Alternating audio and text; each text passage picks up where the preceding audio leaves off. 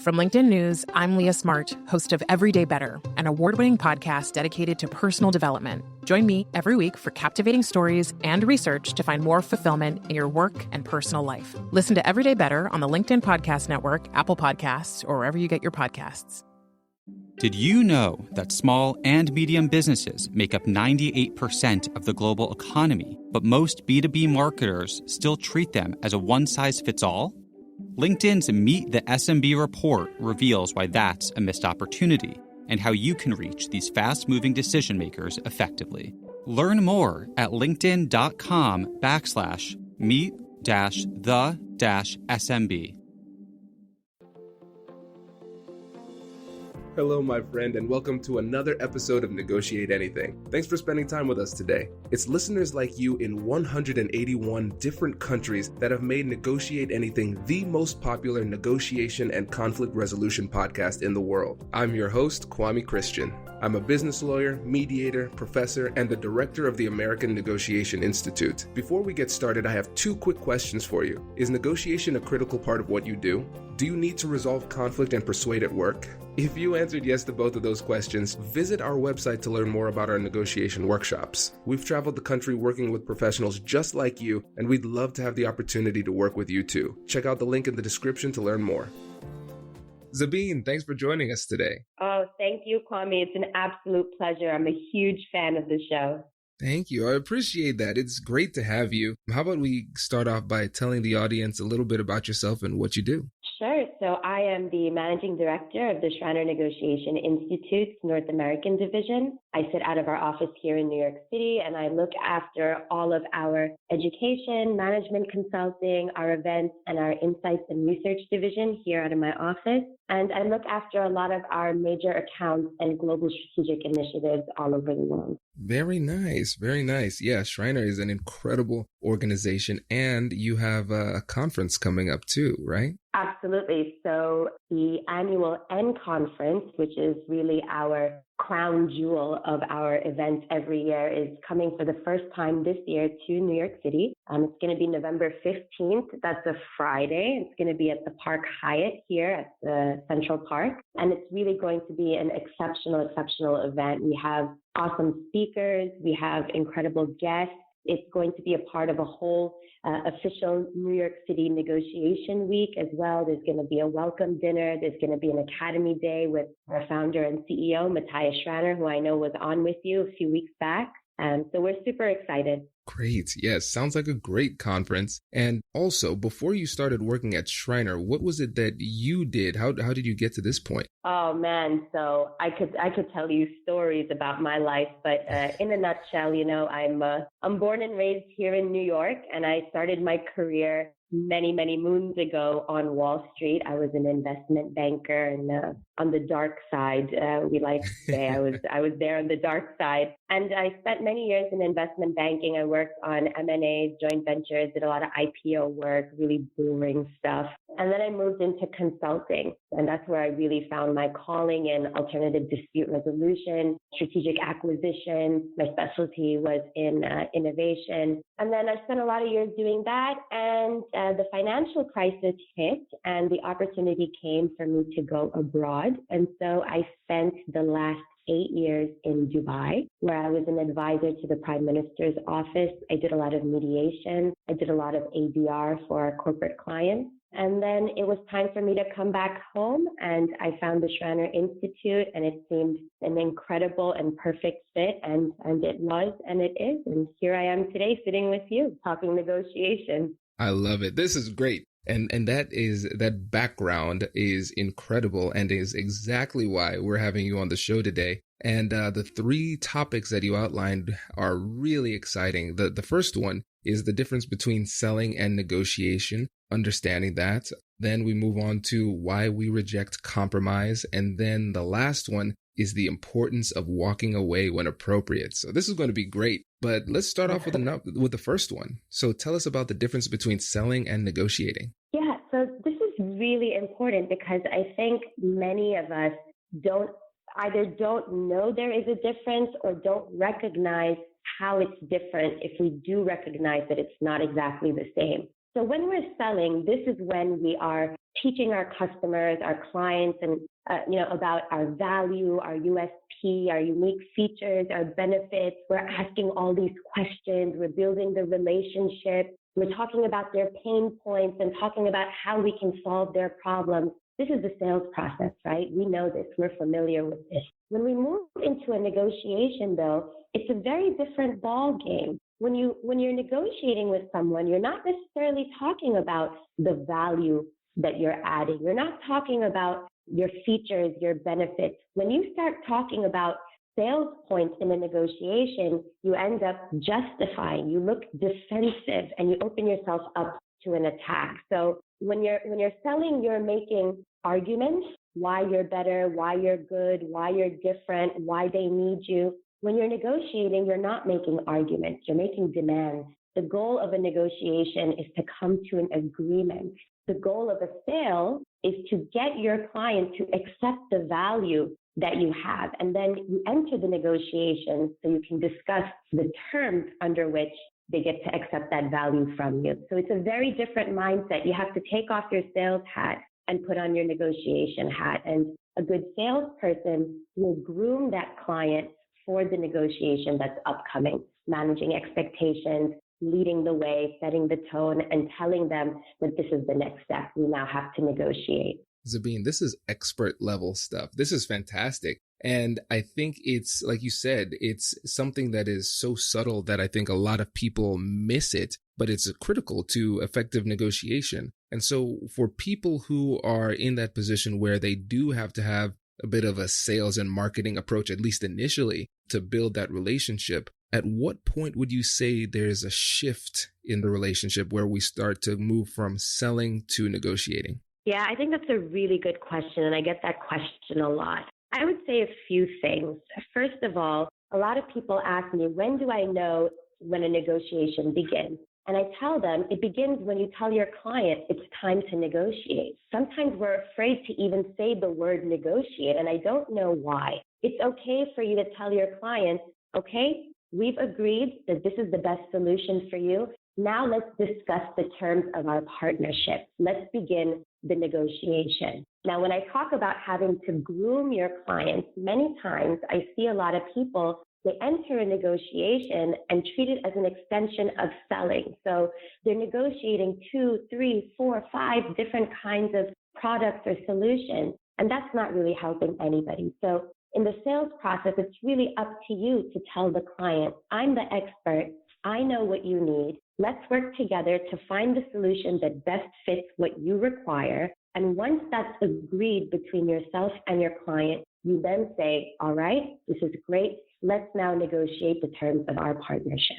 That's really interesting. And so with regard to the options that you discussed, so can you clarify that a little bit more? So are you saying that when you go into the negotiation, you are not necessarily going in with options, or are you saying that you want to narrow the options through the sales process and then it creates a more focused discussion when it's time to negotiate? Yeah, that's a good question. So let's take it in the lens of, for example, if you're going to buy a car at the car dealership. Let's say you go to the Toyota dealership. There's a Toyota Camry, there's a Toyota Corolla, there's a Toyota Land Cruiser. When you go to sit down with your sales manager and the finance manager, you want to have decided before you sit down with them which one of the 3 models of car you want to buy, right? And then when you sit with them, you then discuss the different configurations or the options available to you of the one vehicle that you chose. That's what you want to do. But you don't want to go into a negotiation with 3 different cars, so to speak, where your clients are then cherry picking and kind of picking off things they do and do not want. And then you're forced to mix and match solutions, and it becomes a very complicated negotiation and not one in which you yourself are going to be able to come out as successful as you would hope. So it's important to manage expectations, decide with your client what it is exactly you are planning to negotiate, and then you enter the negotiation on that one solution. And you can have multiple options or multiple configurations, but you have to have a set topic of negotiation. I love this point, and I think that brings a lot of clarity to that transition and to the subsequent discussion for both parties, because what studies have shown repeatedly in psychology is that you run into the paradox of choice, where if you have too many options, it leads people to simply not make a choice. They're overwhelmed by the decision-making process, and by narrowing the options available, I think you're making it more likely for somebody to actually make a decision and purchase. Yeah, absolutely. And I mean, what's the goal, right? The goal is not only to just close a deal, but the goal is to close a deal as effectively and as efficiently as possible. Why should I take 6 months to close a deal if I can close it in one? Why should I lose 10% by giving a 10% discount when I could only give away maybe 3 or 4%? So the goal should not be closing a deal only. That for me is always a given. It's closing it effectively and closing it efficiently. And that's up to me to make that happen. Many times my clients are waiting for me to tell them what's next and what needs to be done. So it's up to me to do that.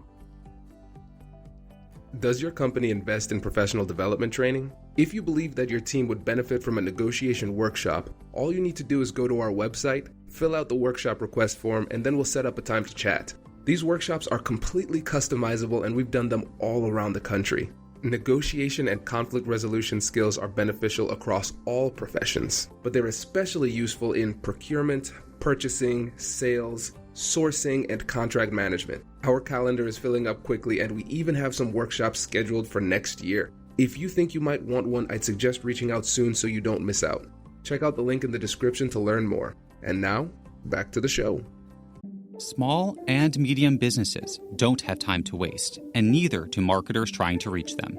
On LinkedIn, more SMB decision makers are actively looking for new solutions to help them grow, whether it's software or financial services. Our Meet the SMB report breaks down how these businesses buy and what really influences their choices. Learn more at linkedin.com/meet-the-SMB. That's linkedin.com/meet-the-SMB.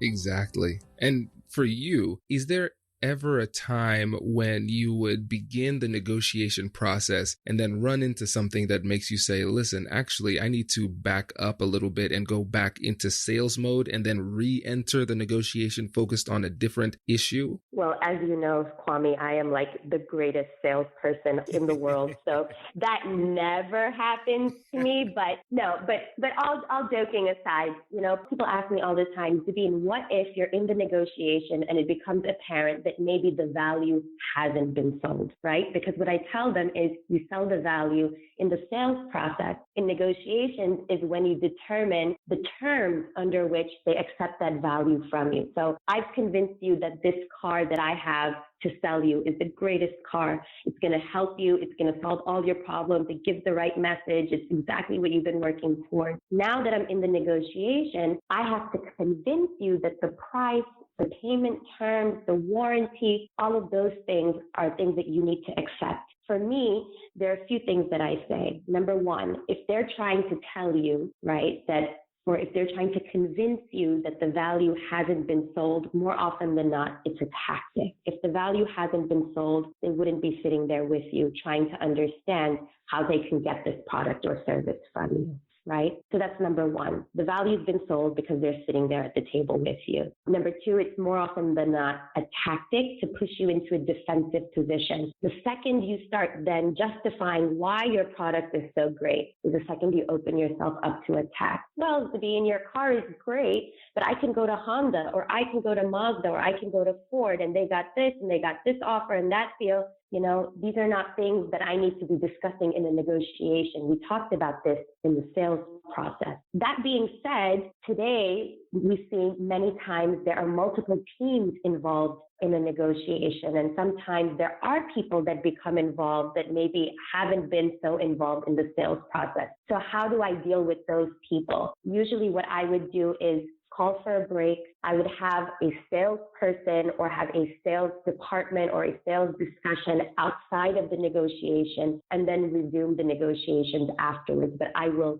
never, ever mix the two, ever. This is really great. And I think there are two really cool parts that I want to highlight. So the first one, I see the value now kind of following up on the conversation we had with Matthias about having multiple people play different roles in the negotiation. Because in that example, you're saying, well, I'm the negotiator. If you need to talk to a salesperson again, we'll bring Steve in.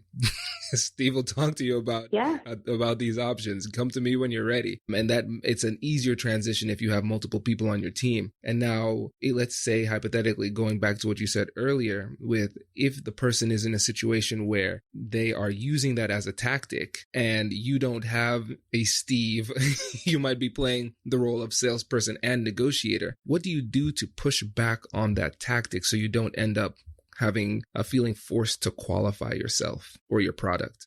Yeah, that's a really good question. Now, the first thing that I will tell you is, our institute, we follow the FBI model of negotiations when it comes to team structure. That means we have a negotiator, we have a commander, we have a decision maker, and we have an expert. And when we sit at the negotiation table, it's a negotiator, a commander, and an expert. And we always say that the negotiator should never be the account manager for that client. It should never be the salesperson that owns the relationship because they're too close to it. They have too much leverage on them. And more often than not, for a lot of these sales guys, they've gone native, right? Where they are so empathetic that they can't negotiate effectively, which is why the team structure is so important. What do you do though, for example, when you don't have the luxury of a team? What do you do when you don't have a commander, when you don't have somebody to kind of pass the baton to? There's a few things that you can do. And I found myself in this situation many, many times, and it wasn't ideal.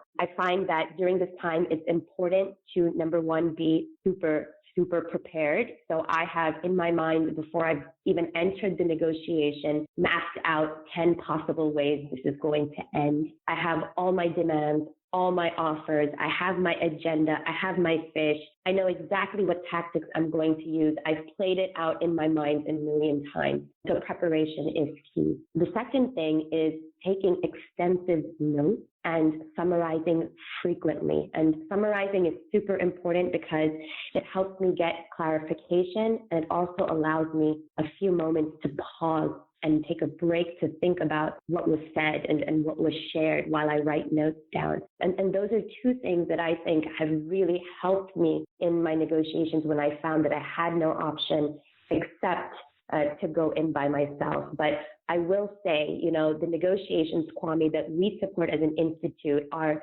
not your day-to-day kind of everyday negotiations. We support the most difficult negotiations. And, at that level of negotiations, we do have often the luxury of at least a little time. And during that time, we prepare extensively, and part of our preparation is putting together a team because it is absolutely critical. Right. Oh man, I love this. And we might need to have you back just to discuss this specific topic because it's so rich with information, and your background in it obviously is very extensive. So that will be the next time you come on. So I guess listeners just know Zabeen will be back to go deeper on this. So while we, just for the sake of time, let's move on to the second point on rejecting compromise. Zabeen, I thought negotiation was all about compromise. What is that? No, negotiation is about coming to an agreement. And there have been very few times in my life where I have ever agreed to a compromise. So let me tell you a little bit about compromise. Compromise is where everybody is unhappy. Okay, that's what compromise is. So, compromise is when I say, Kwame, do you have $10? And you say, Zabeen, out of the goodness of my heart, I have this $10. I do. Take it. And I take it from you. I look at your $10 and I say, you know what, Kwame, I really like the look of your $10. I'm going to keep it. And you freak out. It's my $10, Zabeen. I never thought you were dishonest. I never took you for a crook. And I say, all right, Kwame, in the spirit of compromise, how about you keep 5 and I keep 5? Fair? Is that fair, Kwame? I don't feel like that's fair. It's not fair, right? But that's compromise. It's where there is always going to be a winner and there is always going to be a loser, but you have sugar-coated it. And nobody walks away from compromise happy. And I'll tell you, at the level that we are negotiating at, nobody is coming to the table and sitting across from me thinking, let me make sure Zabeen walks away happy. Nobody cares. Everybody is in it to win it. So when there is a winner, there is a loser. And the compromise approach simply doesn't work at this level of negotiation. It's not applicable. There is a winner, there is a loser all the time. This is a really great point. And one of our guests who's coming up, he made a post, Alan Sang, about compromise and the myth of win-win. Because if you are in a negotiation and you think that this is a win-win negotiation, but you go up against somebody who believes in win-lose negotiation, you will be the loser in that negotiation. Yeah. And so that's right. For people who like to be collaborative, how do they negotiate effectively, reject compromise, but still maintain a solid relationship with the other side? Oh, Kwame, you're asking me the really hard questions today. So that's a really good question.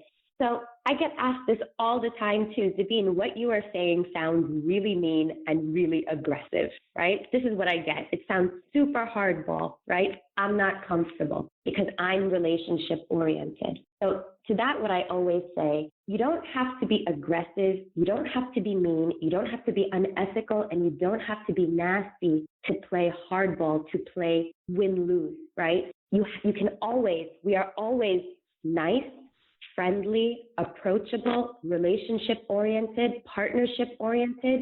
But playing hardball means you don't compromise on the things you came to the table to achieve.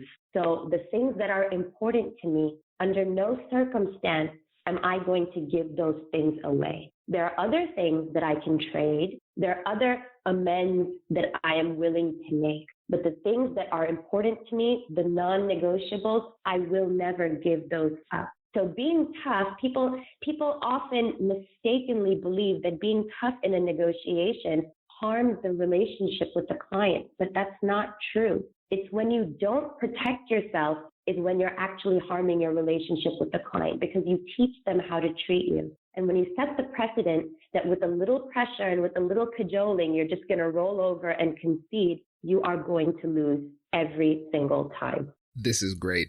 This is really great. And so let me push you into potential controversy. So what are your thoughts on the philosophy of the probably one of the most popular negotiation books, Getting to Yes? So there is a time and there is a place for compromise and collaboration, right? Certainly, there is a value to that, and it is important. Even in the sales process, it's important. On your day-to-day negotiations, your very operational, discussions that you're having, that's fine, that's important. But what about when you're at this level of negotiations where you're sitting across from somebody that doesn't care about value and doesn't care about your relationship or your history or your heritage or your brand? They care about the bottom line. Can you give me 20% discount, yes or no? It doesn't matter who you know. It doesn't matter what your logo is. It doesn't matter how long we've been working together. We see this a lot with procurement departments. We see this a lot with third-party negotiators. They don't care about your relationship. How do you negotiate with people like that? Do you approach it with win-win? You can. You absolutely can. You can only negotiate win-win if the person across from you is also negotiating win-win. And that being said, just because I go to the table playing to win doesn't mean that I don't make my counterpart feel like they are winning also. It's super important that you always protect your counterpart's face. They have to feel good about the negotiation. They have to feel good about the deal that they're going to accept, or they're not going to. I love this. This is great. And the reason I ask is because I think For a lot of people, the first book they read on negotiation is Getting to Yes. And my first time reading it, I thought it was great. But then as a practicing attorney, I entered the real world and I realized, hey, I'm starting to fall out of love with this, because I think a lot of times when people say I'm a collaborative negotiator, I'm a win-win negotiator, no matter what, because there's always a way for us to get a good deal for both parties, it is almost borderline, almost like a religious belief where this, no matter what, this is what I believe. And then you're confronted with a situation and you hold true to that, but it doesn't work. Then what? You're kind of left with nothing. So I love this. And I love how you are able to say, listen, we're still going to be respectful. We're going to be polite and everything. And we're going to approach this in a way that allows the other party to save face, but I'm not going to concede on what I need. And so how do you do that in a way that allows the other party to save face? Oh, that's a great question. So, what I always do is over the course of the negotiation, I call it giving them the words, right? I give them the words and we call it writing their victory speech. You have to write their victory speech. So what does that mean? When I go back after a deal, I have to justify to my stakeholders why I accepted the agreement that I did, why I allowed for this agreement to be on the table, right? I have to justify my actions. So does my counterpart. They have to go back and explain to their stakeholders, their decision makers, why they agreed to this deal that I put on the table. I have to give them the word. So you have to write their victory speech is what we say, so that they know that they have the confidence and they have the backup and the reasoning that they can take back to their stakeholders to say, listen, this is why I agreed. This is beautiful. I love this. Yes, this is great. And we're playing such a high stakes game. And what we're seeing here is that, as they say, there are levels to this game. And at this high level of negotiation, when you're working with big deals with other outside organizations, it is a win-win type of thing. The collaborative negotiation works best internally when you are literally on the same team. That's where it works. But in this type of negotiation, you're playing for keeps, as they say. So it's important to reject compromise. And then, of course, sometimes when you're having this advanced game of chess with negotiation here, sometimes it doesn't work out. And so this leads easily or seamlessly into number 3, which is the importance of walking away. Can you tell us about that too? Yeah, so walking away is both my most favorite and least favorite thing to do, but it is a necessary evil. And 9 out of 10 people either never walk away or don't believe in walking away for the simple reason that they feel walking away harms the client relationship. So in their minds, walking away means walking away from the client's relationship, but that's not what it is. You're just walking away from this discussion, this negotiation at hand. It sends a clear signal that you have done everything that you could do and that you are serious about protecting your non-negotiables. And it goes back to what I was talking about earlier, that you teach your clients how to treat you. If they see that you never walk away, or if they see that you're just bluffing, you're not serious about walking away, they will never, ever, ever come to heel, right? They will know that no matter what, Zabeen's going to sit at this table and she's going to take our abuse. But I have to draw a line at some point to say, guys, in the spirit of partnership, I have done everything that I could do. This is what I've done, number 1, 2, and 3. It seems though that we were just going to have to agree to disagree here, and we just cannot come to an agreement under the current circumstances. And I will have to get up and I will have to leave. And the negotiation ends. It's not about walking away from the client. I can have a great relationship with my client, but they know that, this discussion was not fruitful. And then we have another discussion. We open another negotiation, but there's nothing wrong in walking away. This is great. And I think the parallels to just everyday relationships with your friends, family, romantic relationships, it all applies. If you are not willing to stand up for yourself and walk away from a bad deal, then you put yourself in a position where people are going to take you for granted. They won't take your positions seriously because, like you said, okay, well, it's not a real thing. They're always going to be there, so it's fine. But walking away puts you in a position not only for the other side to respect you, but also for you to leave the negotiation respecting yourself. I stood up for myself, and now I can look at myself in the mirror and feel good. And I love the terminology, the phrase that you use there, under these circumstances, because that allows them to save face if they decide, hey, I can adjust my offer. Because if you just say no and walk away, it's more difficult for them to say, wait. Okay, come back. Because they can't save face at that point. But if you say under these circumstances, then it opens the conversation because they could simply say, listen, you know what? Circumstances have changed. And this is how they've changed. Let's continue this dialogue. Absolutely. And, also the important thing is people often don't know when to walk away. And that's why in your preparation, before you've even begun the negotiations, you need to set a walk-away point. And that walk-away point needs to be a hard and fast line in the sand that you draw, that no matter what, you are not going to cross. So for example, if I say that I am going to enter into a negotiation and I am not going to give more than a 10% discount, and I can do all my dealing, I can do my trading, I can negotiate, and somehow we finally make it down to 10%. And the client says, well, Zabeen, how about 11? Let's just do 11. It's just one more, and then we can do the deal. In my mind, in many people's minds, they will say it's just 1%, right? It's just 1%. Why don't we just do it? But is it ever just 1%, Kwame? It's really not, because they know where there's an extra 1, there will be an extra 2 and an extra 3 and an extra 4.